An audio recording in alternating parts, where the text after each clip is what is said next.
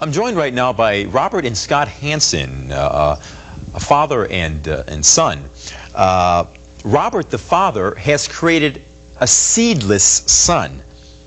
Robert, what does it mean when you say your son is seedless?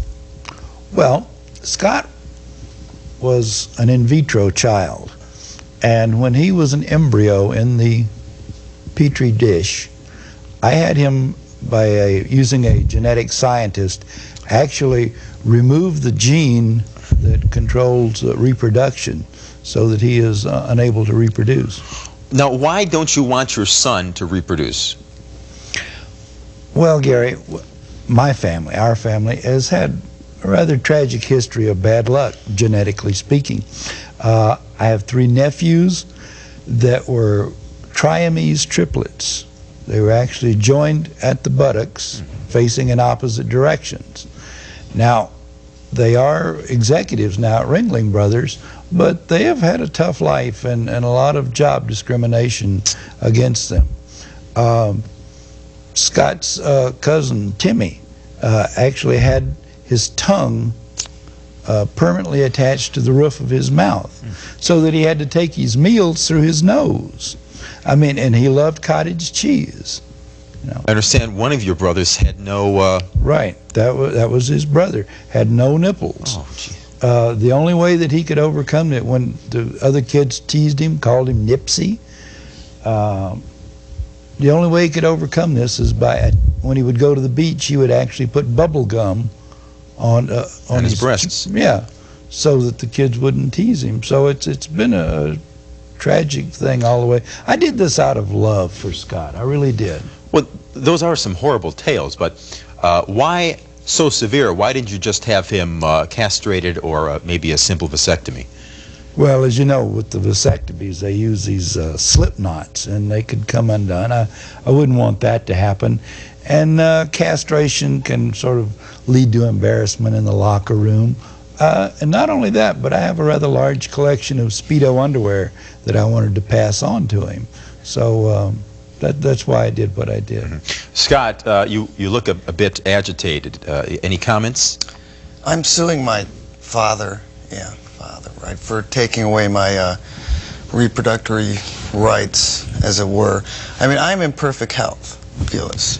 Perfect health. I don't know what any of these family freaks have to do with my having healthy children. Robert, how do you respond to that? Well, Scott, now, I don't know if I should even mention this on national television here, but you were not normal when you were born. You were actually born as a hermaphrodite, which means that you had both sets of sexual organs. So we, had the required surgery done, and your other set of sex organs are home in the garage now in a jar. Scott, how does this revelation affect you? I think I've seen that jar. I just thought it was one of my father's little perverted hobbies. I have an idea. I think that he should, we should fix him. Maybe he shouldn't be able to reproduce. He used to have this hair that just defied gravity, just stood straight up, and it wasn't just the hair on his head, it was all over for him. He couldn't get a job at all. He's been fired by more fast food chains than I care to name. Scott, have you ever tried to reverse your seedless situation?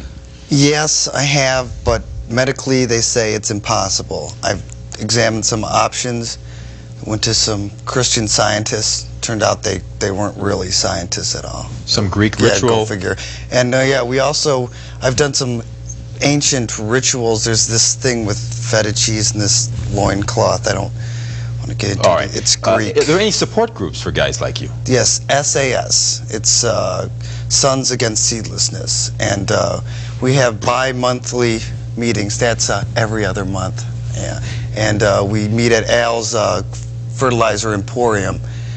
And basically, in the act of defiance, we'll get together and just eat watermelons and swallow seeds. And, may not seem much to, sperm-filled bastards like yourself, but for us, it's like the March on Washington.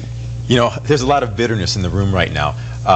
In my role as host, I see myself as something of a peacemaker. Is it too much to ask right now for you guys to shake hands, to quell a bit of the Please, just to shake hands.